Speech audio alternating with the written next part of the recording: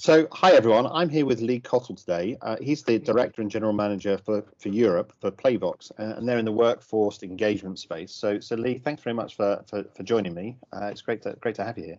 Oh, it's a pleasure, Chris. Good to see you again. So I thought I wanted to start off by asking a little bit about, I suppose, workforce management and remote management. I mean, obviously, we're going through this like tremendous change, what with the pandemic, the last 18 months or 2 years or so, in terms of like how people are working. And it'd be good to sort of see a little bit about what you've seen with your clients and sort of, do you think that the industry is kind of changing from the way it has been sort of historically? Yeah, there's been a huge move in the whole industry. I think it was starting pre the pandemic, but then of course everything accelerated where you suddenly found yourself at home, a new list of vocabulary, self-isolation and a whole bunch of other stuff. But that's been one of the real big drivers, is that, the pandemic has forced companies to change. I mean, if you look at some of the large companies, they had to put huge orders in for laptops and stuff to get people working from home where they didn't have it originally. Because obviously you couldn't be in the same space or within 2 meters of somebody, and typically within a contact center that just doesn't work, for the space. So that's been a huge driver, for sure, and that brings a whole host of new challenges for companies to manage their workforce. From the days when you could walk through an office, sit down beside somebody, to suddenly not being able to do that anymore, which is a bit strange. And I suppose there's the scheduling part of that as well, which makes the scheduling problem a little bit more complicated to be able to solve it, right? Because you've got people in different locations, different times. I'm thinking even now you're going to have buildings. I mean, some of them are saying, well, look, some part of our workforce is now going to be remote, which means they're going to have less real estate space. So now I need to think about, well, who's in the office when, and that becomes a scheduling problem as well, right? I mean, are these all challenges we're going to have to face, do you think? And workforce management, I suppose, can kind of help with some of those things, scheduling. Yeah, I think so. Workforce management has been around for a long time, and companies have been, managing their workforce from spreadsheets and what have you. And so that problem's really been there, but I think working from home brings other challenges though for getting the workforce together. We obviously provide a workforce management solution, which is great. You can schedule your staff, you can work around their lifestyle, which is really important because lifestyles have changed quite a lot. But that's only one of the problems that you've really got, and one of the big issues, I think, is around how you engage with your workforce. Yeah, because now they're remote, and they're not having the same level of contact. And you've probably felt it yourself. I know I did. A cabin fever. I'm now no longer in an office and can't see people. I can't walk up to the coffee machine and have a chat and find out how things are going. So I think some of those other really base human requirements have been really highlighted from this whole pandemic. Yeah, but didn't you notice when you then went back to like a conference or a meeting, it was almost like it was like drinking from the fire hose rather than the water cooler, because it was like there was so much information and it was fantastic, right? You just sort of reminded you of all the things you missed. Yeah, but the other side, which is you miss that conversation as you're walking down the corridor or to the canteen, perhaps, or to the lift to leave the building, and having those side conversations, which are where people often feel more relaxed and can talk about other things that are going on, things that probably really, in the back of their mind or an issue that needs to be addressed. And you missed a lot of that, I think. And I think people have got better as they got used to being on video conferencing and talking through, challenges.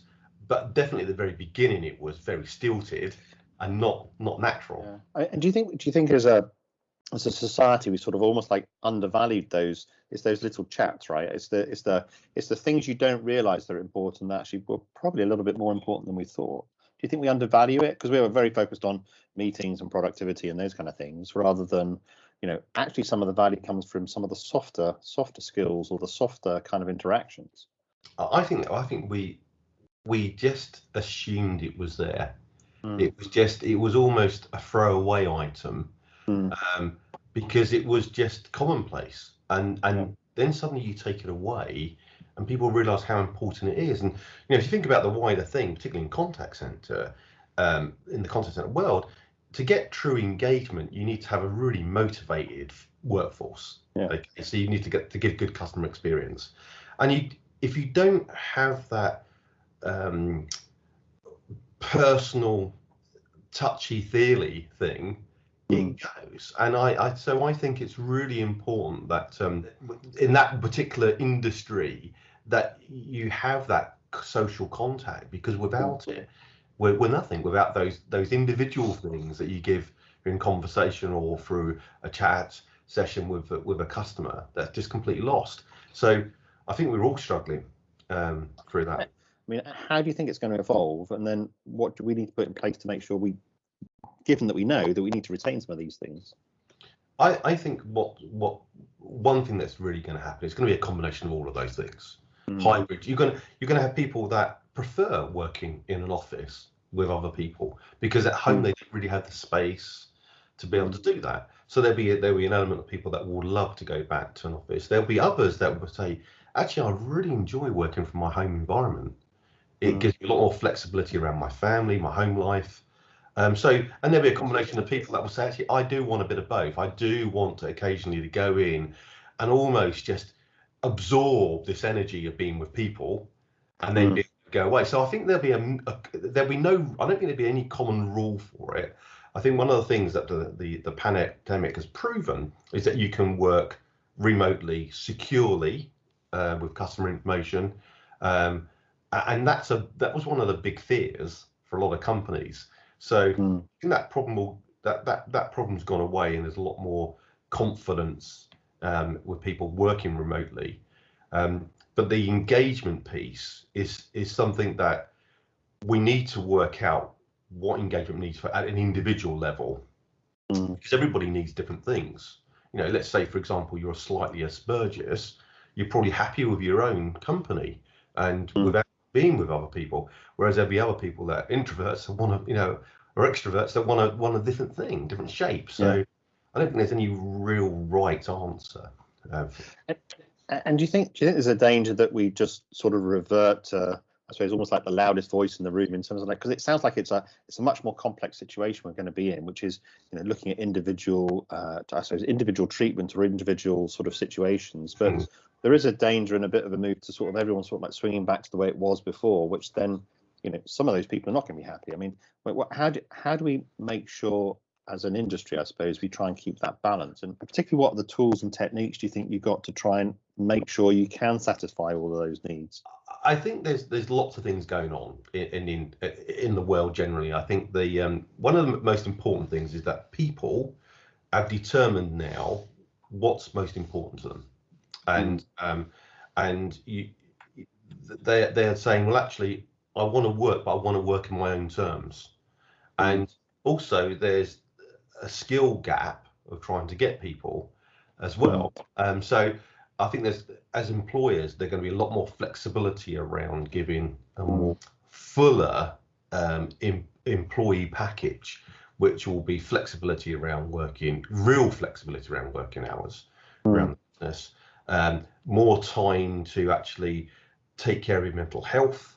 That was kind of, it's been the elephant in the room for many, many years, and now this whole thing has brought that to head. So I think there's a lot of challenges that businesses can have anyway to give the perfect kind of environment for an employee to be successful. So there'll be lots of strategies around how you handle that, for sure. And what about I suppose the engagement, particularly if you're remote working? And you talked a bit about how do you engage the workforce? How do you keep some of that sort of water cooler chat as sort of being said? I mean, so particularly if you've got a mixed employee base, right? So you've got some that are working remote, some that are hybrid, some that are in the office, and all this sort of complexity. I mean, are there things that we can do to try and keep people engaged and keep that interaction going? Yeah, I think there are. I mean, motivation is the top of mind, I think, for every organisation, and how do you create that sense of community for people to interact? So in our world, we have a motivation suite within our solution portfolio, and it allows individuals to engage and recognise top talent within the group, but also allows peer recognition. So I can reward you for doing a great job or helping me with customer interaction. and on the back of that, people can get rewards. We have like a point system. We call it karma points, and you can redeem these for prizes. But that whole motivation, you can see what's going on with your peers. You can give them badges, some gamification type thing, and that's really engaging the employees, and they can have chat sessions, and that's a really good way of kind of keeping it more personal, not just about the business, and rewarding others around you. So I think strategies like that are going to be important. Strategies around actually recognizing people both privately and publicly within companies more. It's going to be important, and it has to be, because you're not physically there, and you can point somebody out in the office. So there's got to be other means of doing that, and not so much on a monthly basis. It almost needs to be a bit more every day, to make people feel that they're part of it. A bit like some people can't put their Facebook page down, right? They're always looking to see what's on there next. So I think that's what I was just thinking about that in terms of like Facebook, and we've sort of seen this move of, I suppose, with things like Slack and Teams, and like Facebook Business and sort of like that sort of like social sort of interaction is sort of starting to almost like lead into the business world. I mean, it's already started before the pandemic, but you can sort of like see that sort of increasing. And it's that having fun, isn't it, online? I mean, trying to do that. I mean, trying to engender the engagement, I think. I mean, one of our values is enjoy the little things as a company, and I think you have to, because life's too short. We're on this planet for a fleeting moment. Let's try and have some fun while we have to do the real stuff. And so take time out, just enjoy and relish those moments. It's really important, really important. And I suppose one of the other themes I've seen is, I suppose, just going particularly in the UK, is as a real theme, I suppose, around, we've got this new consumer duty that's coming up. There's sort of like themes that are going on in sort of financial services, and sort of like, and some of that links back into, like, I suppose, quality of interaction on the customer side as well. I mean, what have you been seeing there? I mean, that it feels like certainly as if skills and skills training and those kind of things, and making sure that people have got that right kind of interaction is sort of top of mind, at least from a regulatory point of view. I mean, you're sort of seeing that going through into the business as well. Yeah, that's something we see a great deal of. So we have a learning solution which is used for helping on board staff. We've got an awful lot of fintech clients, and the learning product is really to help them with their education, to get them ready to be able to start that engagement with the customer, but moreover, make sure that they're continuously have their own personal development, ongoing training. Because if you think about particularly financial products, they change. You need to be on top of that and make sure that you've got good up-to-date education, but you also need a way of tracking how successful that training was. Is that person now really ready to take those kind of interactions, or do we put them in a pool of other agents taking other transactions because they're not ready for that? So that's key. But coming back to quality, which you mentioned, the ability to kind of look at those customer interactions and being able to evaluate how well they went, how well the interaction between the employee and the customer went, is not just about identifying problems. It's opportunities to have really intelligent interventions, coaching interventions that say, hey, next time you have this scenario, suggest you take this approach, or our policies changed here. And this sort of coaching, is important with that quality, because if you review something, you want to make sure that you're really helping the employee take the right decision next time, so that you reduce your the repeat contact into the contact center, which is a huge cost and a huge cause of frustration for customers. So being on top of that education, looking at the overall quality, and then looking at how you coach, because people don't do bad things. I think they don't get the way to do bad things. We've just got to continue to coach and educate, because things change and life's changing. So they're important elements of that contact center interaction, which is clearly needs to be addressed at a more personal level as well. Yeah, and I suppose particularly if you get into remote working, hybrid working, or if you've got a large call center, if you've got distributed call centers, then I suppose it's like, how do you get the data to be able to do that? Because it's one thing when you've got a small center and you sort of put your arm around people and you sort of say, well, you've got to look after this, and you built that community. But I suppose it's trying to do that on a wider basis, and I suppose that's where data comes in, I imagine. Exactly, and data is the root of all of the things that we do, because without that data, you cannot, for example, without some historical data, you can't predict what sort of staffing levels you need to handle the next day of interaction with your customer base. And I guess one of the things that we've seen a lot through the pandemic is more and more organizations are going totally digital, because their throughput volume is just phenomenal. So they look at using automation where they can, but ultimately when the rubber hits the road and there's a real problem, you're going to interact with a human at some level, whether that's over a chat, over a series of emails, or a telephone call. That really doesn't matter, and you want to be able to answer them timely with the right information, and make them feel good about that interaction. You can only really do that with data. What was the last time that person, that customer contacted about? Is it related to it? Okay, how did we resolve that last time? What's the status of a trouble ticket? So having that data is crucial. And we pull out some of that data from the CRM system, obviously when we're doing quality reviews, and we can pick out things that aren't going terribly well and identify areas of improving process. But that's something that's continually evolving, and the more data you have, the better. Which comes into, how do you really uncover why customers are at a repeat call, their contact. That's the panacea is to always answer that query, have the answer, and the customer not ever come back again without that same query.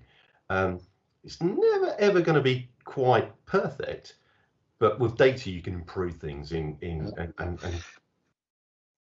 do you think that, like, having extra data, and I suppose we've just got so much data now, and I suppose you've also got new mathematical techniques to be able to analyze that in terms of like going back and then look at the much more complex problem in terms of like where the root cause is. I mean, that's probably more possible now than it was historically, when you sort of like you're doing tracing of individual customer journeys, going back, trying to find it, looking for correlations, almost like on a manual basis. Now do you think we can sort of, can we start to sort of look at the data and then almost like look at statistically about what the problems might be, by drawing those into linkages? Yeah, well, you can. It's interesting because if there's lots of companies been going out there approaching this same problem, right? What's the perfect customer journey? And the customer journey is far more complex now, because you might start your customer journey in a chat session, and then follow up with an email, and then another chat session, and it's so disjointed. And if you go back to the day, go back into the 1980s, your interaction would be on one medium. It's a telephone conversation, and now it's not like that. You give a whole multitude of different medium to interact. But the great thing is, there are, we made an acquisition earlier this year to look at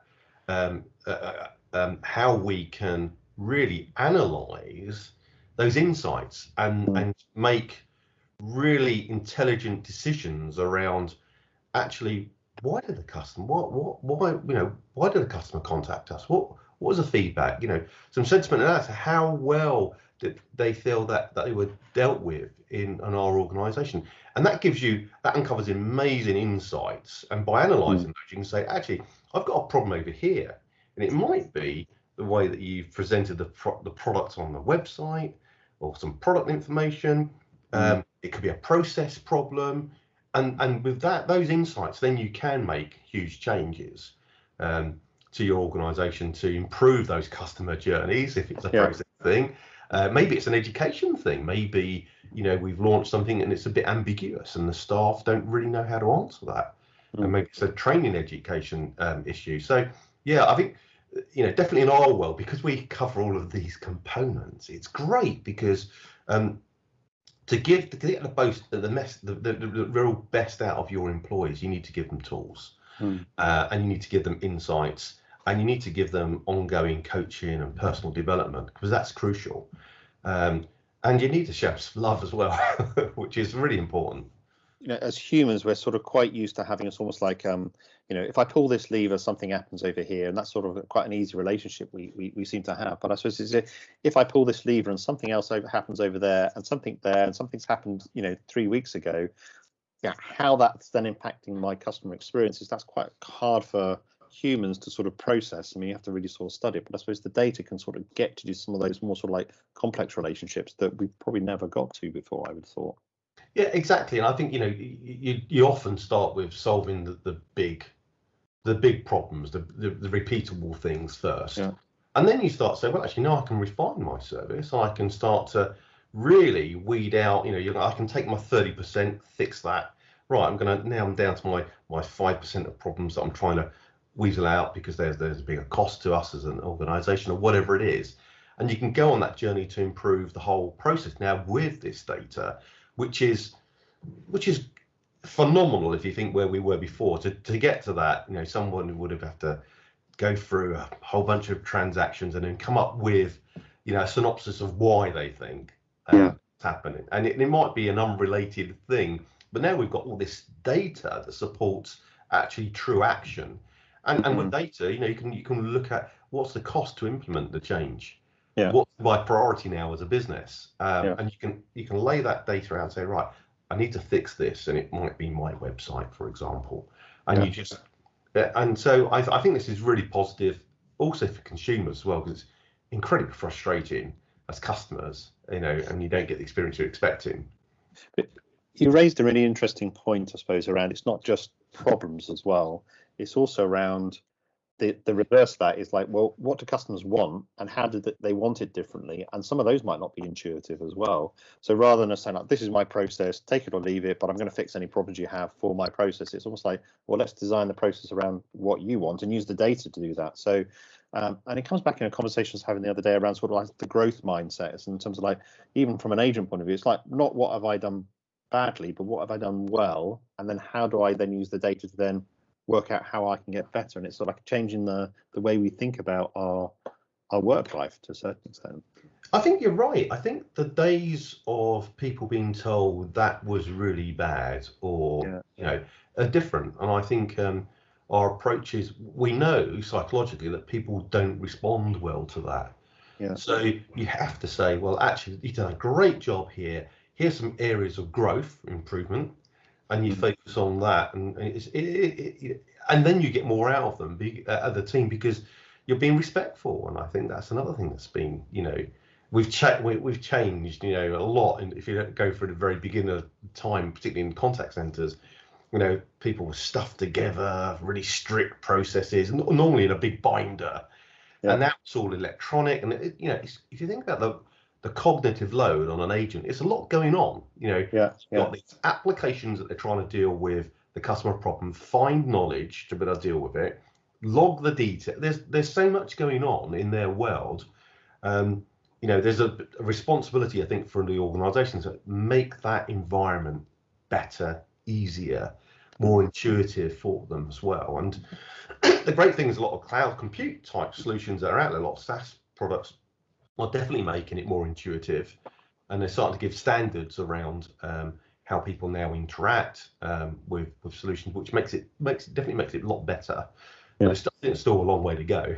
Yeah, I find it fascinating looking at different industries and how they sort of like, you can learn from them. And so I think about flying an aeroplane, right, which is one of the things that I always find interesting. So like cognitive load is a big thing when you're flying an aeroplane. You don't have too much information going on because it can cause you to make the wrong decision. I suppose exactly the same true for call center agents as well, right? It's like, how do you focus on the job at hand, which is creating a great customer interaction, rather than all this other stuff that's kind of going on.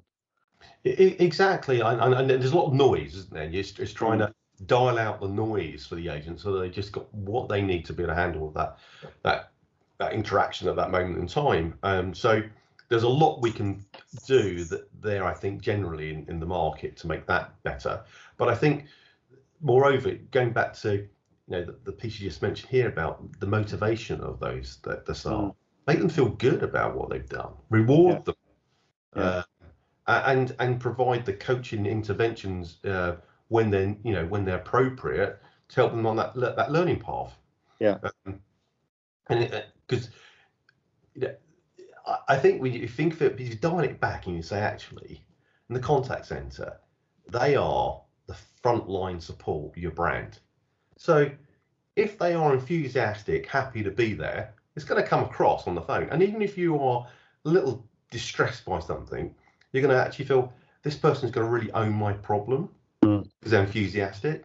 So it's now long overdue to pump a lot more energy into the well-being of that team. So we were chatting a little bit before we started about the environment since the start of the year, and I know we've been trying to schedule this chat for the longest time, right? In terms of because it's been busy, right? I think it's fair to say it's been super busy at the end of last year and into this year. Do you think the environment's changed in terms of what you're seeing from a market point of view in terms of investment and things? I mean, what's driving the busyness? Because we're seeing it in lots of places, I think. Yeah, I don't know if I've got one singular answer on what's driving the business. We are run off our feet, which is great. And it's because organisations are looking to solve different problems. One of the things is churn is still an issue, and so that's a problem that keeps presenting itself. And then I think probably one of the biggest things at the moment that we have is trying to optimise the workforce. So a lot of clients that we're talking to at the moment have been trying to model how they staff their contact center with spreadsheets, and that only goes so far.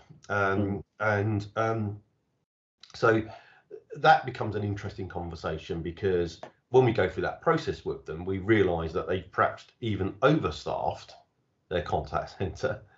When they start using our technology, because we're using real-time data as well as historic data to kind of model, using artificial intelligence, when and where they need those, when and what skill set they need to be able to handle those interactions. And so there's some huge savings there by using that kind of technology, but there's also a really great opportunity as well, because you're now starting to give some benefits back to employees. So if you go into a contact center today and you want to take time off, you put a request into your supervisor will check it against a schedule and then go back to your manager, and eventually you'll either get it approved or declined. Well, what if you could just do that on an app, a mobile app? Say, actually, I want to move my shift here, or I want to take some holiday off, or even want to do a shift swap. So those things we do automatically within the solution. It frees up so much more time, and that time then can be used to look at better processes, look at how we can make it more enjoyable place for the agents to work. So that's one of the things that we're doing, which is kind of helping free up time, but also give benefits to employees around how they can work their life. Work around their lifestyle, which is really important. So that's a trend that we're seeing, because these organisations want to make it a better environment for their employees to be. And I suppose it comes back to that original conversation around flexibility, right? On remote working, flexibility, people wanted to have work around that, or blending it much more with the life, which is kind of, I suppose, what we've done the last few years. And how do you carry that on, I suppose? Well, I think there's the one thing is give the flexibility. Time management is key, right? So if we can manage time, and it's flexible enough so that the business get what they need, but also the employee gets what, that's a win-win scenario. If you think about, you might have a young family, so you'll want to be there to bath them in the evening and do those fun things and have tea with them, and then you'll have to jump back for another hour or so later, and likewise you'll get people that will actually, evenings are really a no for me, I've got dance class or whatever. So they can do that, and I think this is where tools like this are really important for businesses, because you can make sure you've got the right level of staffing to handle your business, so you meet your KPIs.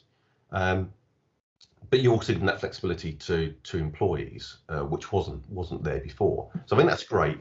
But then you need to take it a step further and say, well, actually, so now I've worked out how I can schedule people to work around their lifestyle. Now, what about the quality? Is the quality still there? You want to look at how well the quality is of those interactions. Okay, well, and if there's area of improvement, let's give some coaching. And then, of course, the other thing is, how do you get these people onboarded quickly? Is another problem. In fact, we're seeing that a lot. So we've signed some pretty significant organisations recently that are, they've had a lot of money invested and they're growing exponentially. So they are bringing on, 50 new staff every month, 100 new staff every month. And so how do you get them through to a point where they can be effective quickly is really important. So I think this whole thing about workforce engagement is something where you've got to say, well, actually, how do you make engagement right, and the engagement right for the individual, for the customer, and for the employer? And so all of these components are necessary to do that. And it's almost like, I can see it's almost like you're taking people on a journey of almost like, well, you've got to have the right people at the right time. You've got to sort of work out from workforce management, but then you've got to, how do you get them people on? How do you make sure that they're measuring the quality and those kind of things? So it sort of lays out, I suppose, to a certain extent from the journey point of view. Exactly. But you said earlier, what sort of problems? Well, we get some that present us with that problem, which is, I'm on a spreadsheet. How do I come away from this and get my life back? Because they spend hours just looking at numbers on a spreadsheet, whereas they could just browse across the screen and say, oh, that's the answer. So that takes away a lot of pain for them. But the other presented issue we get is clients are saying, look, we're growing so quickly, we're really worried about the quality. And so how can we effectively do quality checks of the team, but also provide them with the coaching level, to help them be successful? So that there's another challenge that you've got with growth, is that you want to maintain that quality all the way through, and it's very different when you founded a business to suddenly you've got 150 employees, 1,000 employees. It's just the dynamics change. But it's interesting what you're saying, though. But it's also about, we've had the pandemic. We've been working in a hybrid kind of way.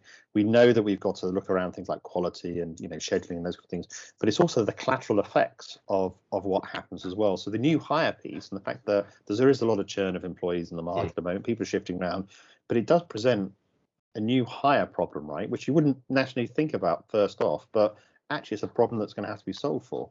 And so it's interesting how the effects sort of like knock-on effects and things sometimes you don't necessarily think about. I'm sure you guys thought about it, but everything's kind of linked, isn't it? It is, and it all comes back to particularly in this world that we live in, is making sure people feel connected. And so having a way for staff to interact with each other, share knowledge, recognize peers is so important, and ultimately being able to reward them is important. And I think companies get that now, and I think they really do, because the cost of churn is so high. You then have to find someone, hire them. It might cost you £8,000 to £10,000 to get somebody, hire them, get them through the education program that you've got to be effective. And that's a lot of money. So, and a lot of investment. If that's continually going, let's pause for a minute. How can we make this working environment better? Give them flexibility, how they work, times they work, reward them for doing a great job, give them the ability to interact with their peers, and to recognize their peers. And suddenly you start to build a community and a community is so much stronger than a company in some respects. If you think about this, the company brand, because it's the people that make a company. So let's get them motivated and provide them and listen to them. It's the cost of churn is trying to keep into people, and then so I suppose being sensitive to their needs. What do you think the future is? We talked a bit about where we are today, and I suppose to finish off, I mean, like, where do you think we're going to go? I mean, how do you think it's going to evolve from where we are now in terms of what we're seeing? I mean, are we in this environment for long term, or do you think it's going to sort of trend to something else? I don't know if it's going to. I think we're kind of at the point of realization, and the realization point is that it goes back to this flexibility of working. I think people have a taste for it. Some people like it, some people don't like it.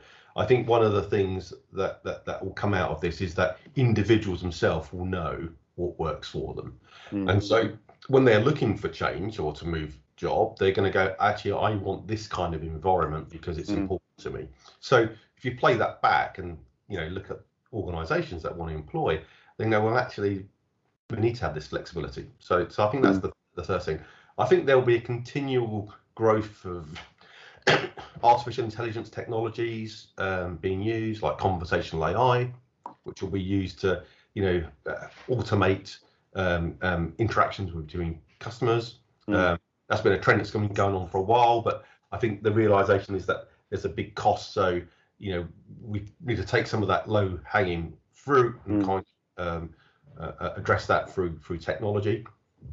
The reality is there's still going to be this huge need for people, and I think we'll start to see that trends where these people start to get rewarded more jobs they do than they perhaps do today, because of the value they provide to companies. So I think they're kind of the things I'm seeing, at least in the midterm, that's going to happen in the industry.